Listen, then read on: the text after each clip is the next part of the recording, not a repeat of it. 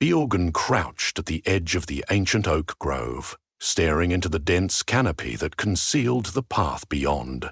His father, Fiarnan, had told him stories of this place, that it was once hallowed ground where druids communed with spirits, forging alliances to protect their clan in times of famine and war. Now, moss-covered standing stones ringed the clearing like silent sentinels, and an unsettling hush clung to the air. 20 summers had passed since Eorgan first heard mention of the hidden Silver Forge, a place of legend rumored to lie beneath the foundation of a ruined fortress. No one had seen it in living memory, but a druid's prophecy insisted it must soon be found, or lost forever to malevolent forces stirring in the shadows. In the ring of stones, a lean woman clad in robes of heather grey awaited him, her dark hair braided into a crown. This was Aane the Druidess, keeper of the secrets passed through generations. With eyes keen and wise, she beckoned him forward. Despite her slight frame, there was an unmistakable power about her. Eorgan felt it ripple through the air like a distant drumbeat. She gestured to a worn stone seat, chiseled with spirals reminiscent of swirling galaxies. "Sit," she instructed, and Eorgan did so, a slight tremor in his hands betraying his excitement, or perhaps fear. He took a deep breath. For years, his father's talk of the Silver Forge had filled him with wonder, though the old man never explained its purpose. Some claimed it was a place where mystical metals were shaped into weapons that could banish any darkness. Others whispered of a test so perilous no one who had attempted it in 100 years ever returned. Howina's voice was low and steady. "You seek the hidden forge. Many do. Few are chosen to discover it."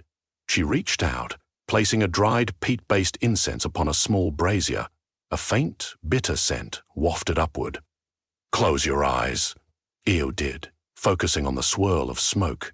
He heard the gentle crackle of fire, felt the warmth on his face. She began an incantation in the old tongue, and Eogene sensed an energy stirring around them, as though the wind itself answered her call. Though he didn't understand the archaic rhythms, he knew each syllable carried weight. His heart pounded. The forest itself seemed to draw breath.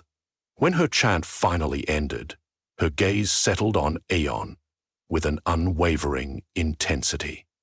"You must meet the guardians of the forge," Aliane began. "They are not flesh and blood, but living shadows, remnants of sorrow and misdeeds from ancient times. The silver hidden deep within the earth was forged to heal the land, giving hope where none remained. But those who once watched over it turned to greed, becoming twisted by jealousy. They bound their spirits to the darkness, guarding what they could never truly wield."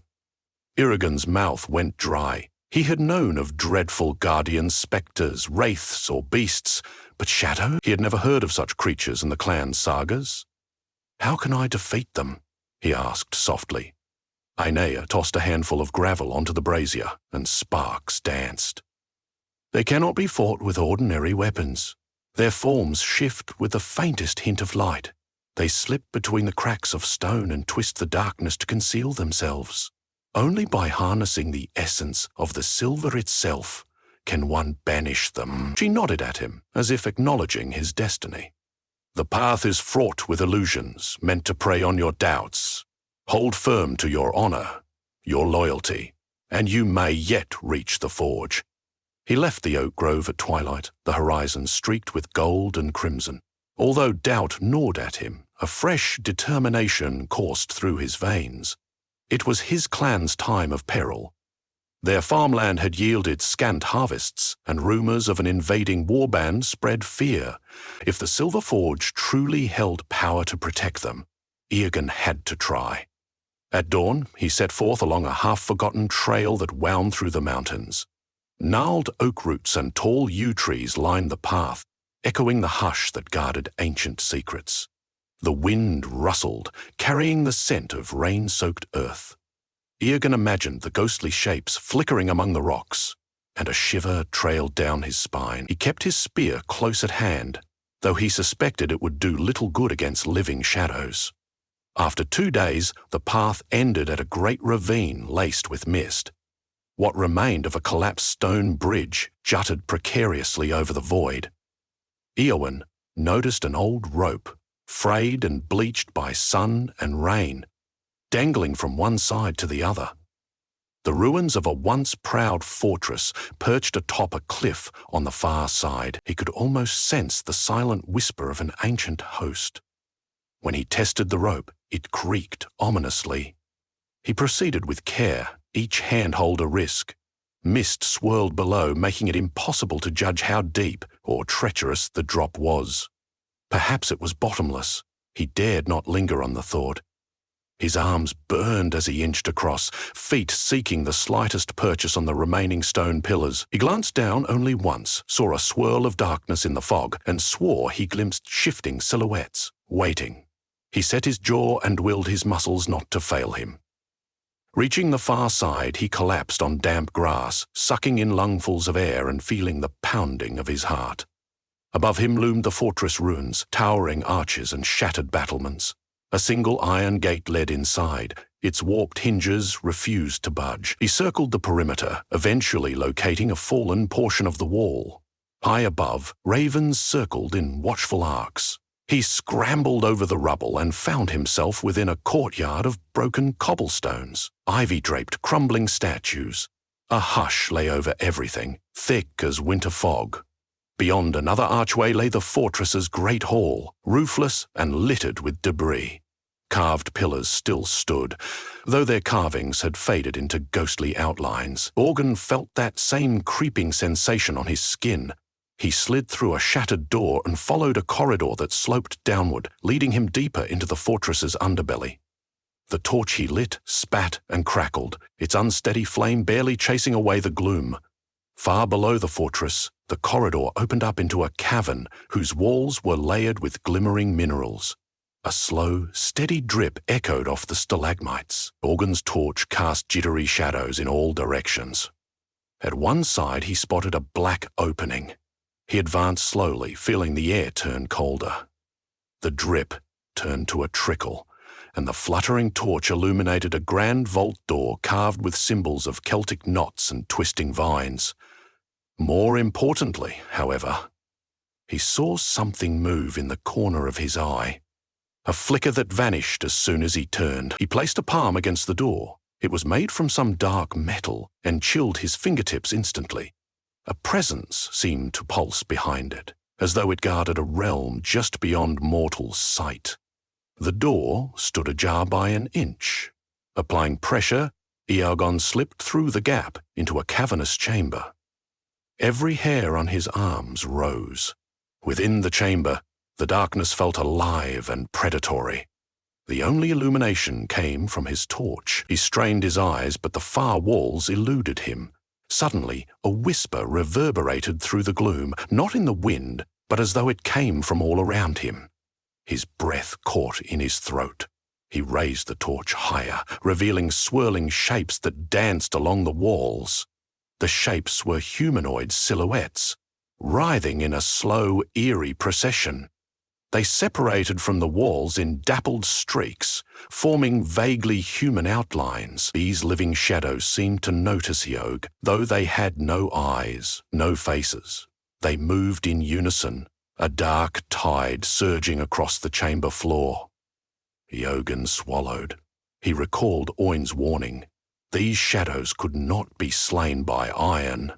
Still, he gripped his spear, a reflex of mortal fear. Shadows lunged from multiple sides. Eogan swung the torch in a desperate arc. A few shapes shrank away from the light, but others snaked around him with unnerving speed. Tendrils of darkness tugged at his boots, creeping up his legs. A chill gnawed at him, an icy wave of despair. A voice his own doubt? Or perhaps the shadows murmured that he would fail, that no mortal could fight illusions made from the regrets of the ancients. He felt his hand trembling. He remembered Eani's final words. Only by harnessing the essence of the silver itself can one banish them. But where was the silver? He realized he stood within some sort of antechamber. The real forge might be deeper yet. Summoning his courage, Eogan ran toward what appeared to be a tunnel on the other side, light flickering madly over stone. The shadows hissed and curled, reaching for him. Only his torch's flame kept them from latching fully onto his arms and torso. He sprinted, adrenaline pounding in his veins. The corridor twisted, forcing him to choose branching paths. By chance or guidance, he did not know which, he stumbled into a hidden alcove large enough to turn around. Carvings once decorated the walls, but centuries of damp had eroded them, leaving faint impressions of slender, robed figures forging weapons in a blinding fire. In the center, a heavy stone door bore the image of a hawk in flight. Without thinking, Eogan pressed the carving, and the door rumbled open. Inside was a smaller room, well concealed. At its center stood a raised dais upon which lay an ornately carved silver torque. The metal seemed to glow with an inner light, an unearthly sheen unlike any silver Eog had ever seen. The shadows wriggled at the threshold, unwilling or unable to cross into the sacred glow the torque emanated. He stepped forward slowly, enthralled by the radiance. As he drew near, he noticed the torque was etched with swirling knots, repeating patterns that drew the eye in endless loops. Eogan gently reached out, half expecting the metal to sear his flesh. Instead, it felt oddly warm, comforting, as though welcoming him. The moment his hands closed around it, a surge of energy coursed through his veins. A distant chant echoed in his mind, reminiscent of Eowyn's voice, but multiplied, as if an entire choir of druids from ages past spoke to him. The hallucinatory voices ceased, leaving him with the realization that this talk was somehow connected to the purpose of the forge. Still, he had yet to find the forge itself, which lay hidden somewhere beyond the living shadows. But with the talk in his grasp, Eowyn felt courage well up inside him. He turned back toward the corridor. Outside, the swirling masses of shadow waited. They stretched, forming a blockade. But as soon as Eoc emerged, the silver torque flared with soft luminescence. The shadows recoiled. He raised the torque in front of him like a beacon. Their silhouettes flickered and pulsed, uncertain now. With tentative steps, Eoc made his way forward, parting the living darkness as if it were a tide. He was careful to hold the torch high. In combination with the silver's glow, it kept the shadows from lunging at his back. The corridor grew narrower, descending in tight spirals. As he progressed, murals on the walls gradually became clearer. By the light of the torch and the radiance of the torques, Eogan beheld scenes of an ancient society forging bright blades, each hammered in a glow that seemed to banish a swirling darkness. Then came images of discord, men or spirits bickering, overshadowed by monstrous silhouettes. The final scene depicted the forging of a torque, the very one Eogan now possessed. At last he reached the bottom, where a gate of wrought silver stood wide open. Beyond it was a massive cavern, breathtaking in its scale. At its center stood a towering forge, with stone bellows and an anvil surrounded by shards of metal. Liquid rivulets of silver snaked along channels in the rock, forming a luminous network. The air hummed with ancient magic. Eogan stepped inside. He had no sooner done so than the shadows in the upper corners of the cavern converged. This time they did not slither passively. They gathered into a singular, colossal form, a swirling tempest of black that towered over the forge. Faceless, yet bristling with menace, the amalgamation of living shadows let out a soundless roar that vibrated the cavern walls. Eogan's throat went dry, but he gripped the silver torque. The monstrous shape lashed out, an inky tendril striking Eogan and knocking him to his knees. His torch flew from his hand and rolled away, its flame sputtering dangerously close to extinguishing. Only the torque's glow remained to keep true darkness at bay. He tried to stand, but the shadow hammered him again. Pain shot through his shoulder, He gasped, fighting off his rising terror. Despair threatened to crush his spirit. But as the shadow beast loomed to crush him, Elagon jammed the torque onto his left arm like a bracer. A new wave of warmth flooded him. One voice, clear and powerful, pierced his fears. Focus on the light within the silver. Trust it. Eogan raised his arm. Light radiated, weaving filaments of silver fire that arced through the air, meeting the swirling darkness head-on. The shadow roared again, recoiling as the brightness cut into its form. Shreds of inky vapor peeled away, revealing flickering, half-formed faces within. Eogan felt a pang of sorrow. He realized these were once people, bound here by their own twisted hunger, yet they would drag him into oblivion if he hesitated. With resolve, Eogan channeled the torque's power further. Silver luminescence poured out in blazing arcs that tore through the massive shadow. A cacophony of whispers rose, then broke as if scattered to the winds. When at last the shadow's form collapsed into mere wisps, Eogan steadied himself against the cavern wall, chest heaving. The silver torque's glow dimmed, pulsing gently. He hurried to retrieve his torch and reignite its flame. Then he approached the forge. A protective ring of etched stone surrounded the great anvil. The bellows drooped in disrepair, the stone battered by centuries of neglect. A rectangular trough to one side still brimmed with molten silver. Eogan felt his breath catch. The silver was not scorching hot, but rather contained some kind of magical heat. An eternal flame that gave it life. Ain had said the silver was for healing and protection. Perhaps if properly shaped, it could provide what his clan sorely needed. His heart hammered. He was no master smith, but an instinct guided him, as though the torque whispered the forging rites. He removed the metal bracer from his arm, placed it on the anvil, and looked about for a hammer. One lay nearby, its handle carved with the same swirling motifs. He lifted it, surprised by its weight. Carefully, he touched the hammer's head into the molten silver.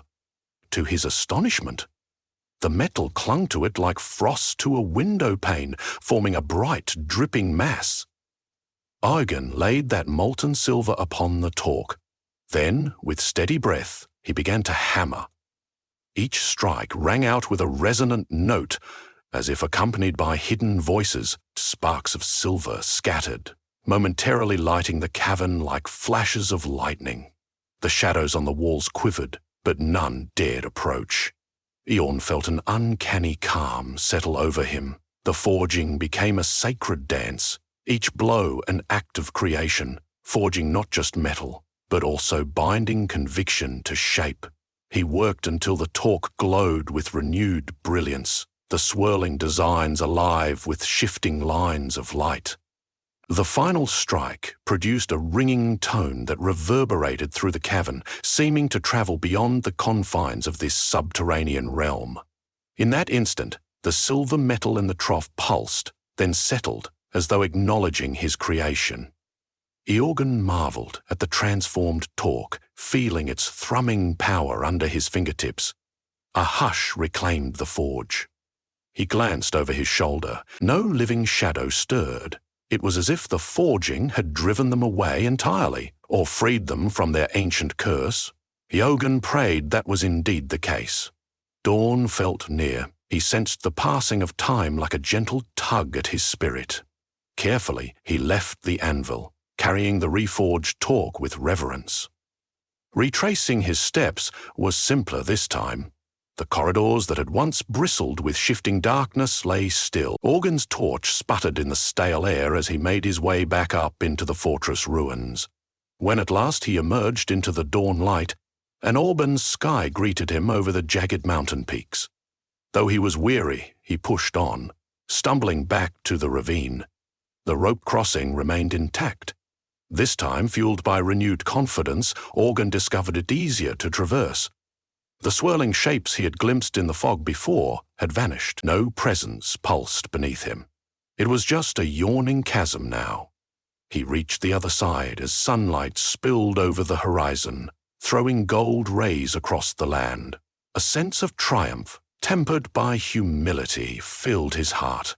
He wondered whether Iene sensed his success from her grove. He imagined the clan's future, with the forge's silver used to protect the land from invaders and restore fertility to the fields, but he also recalled the shadows. Greed had once corrupted those guardians. He knew the silver's magic was not a simple cure. It required wisdom and constant vigilance lest the cycle of darkness repeat. By midday he beheld the familiar ridges and valleys of home.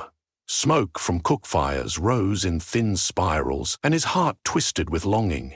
His limbs grew heavy, yet the torque on his arm, warm and aglow, seemed to whisper encouragement. Step by step he descended, letting the forest path guide him back to the clan.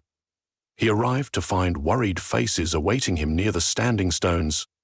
Ione stood among them, her lips parted in relief when she caught sight of him. Wordlessly, Iorn approached her and held out the torque. A collective gasp rippled through the onlookers. Sunlight struck the silver, dancing in a myriad of reflections that hinted at hidden depths. Aine's eyes gleamed, a subtle smile forming on her lips. She placed both hands over his, nodding in solemn gratitude.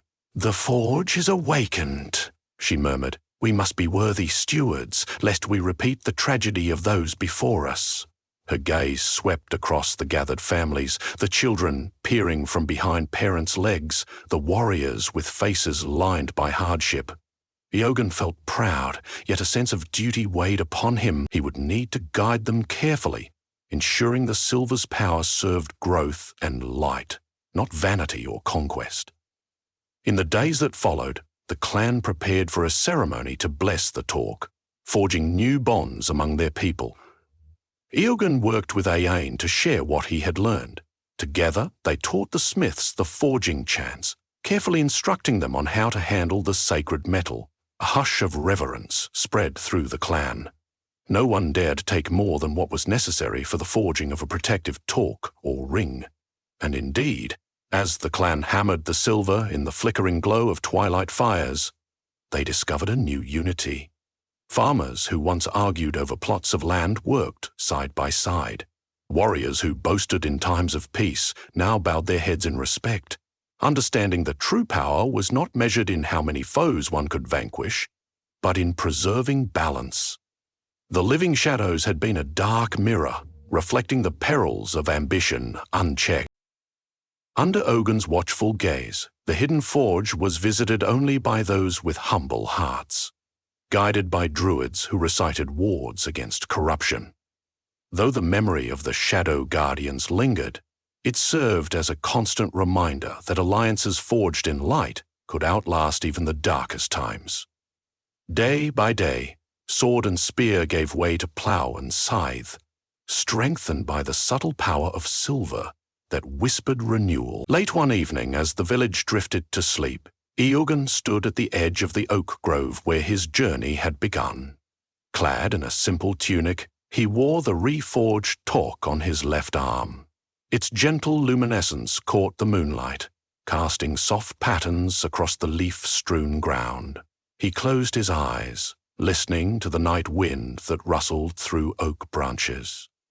He thought of the living shadows, their hisses, the terror they brought, and he thought of the moment he realized their creation was born from jealousy, from a darkness that festered in mortal hearts long before it ever took shape underground.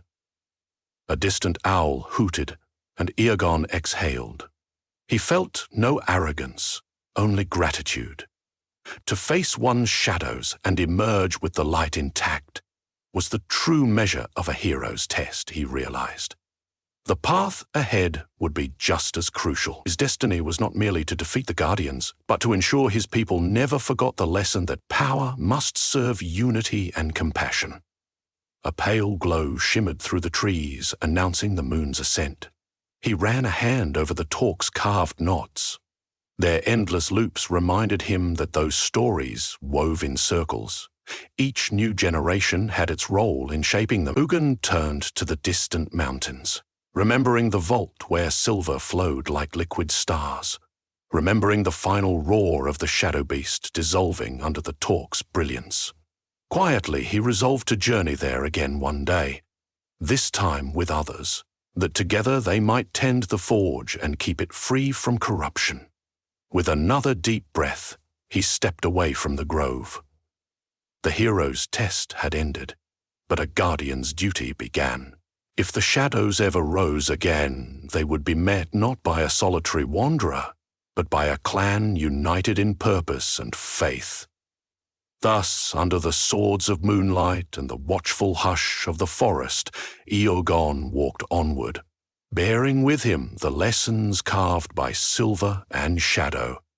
The hush of the night greeted him like an old friend, and though the darkness surrounded him, he carried the promise of light close to his heart.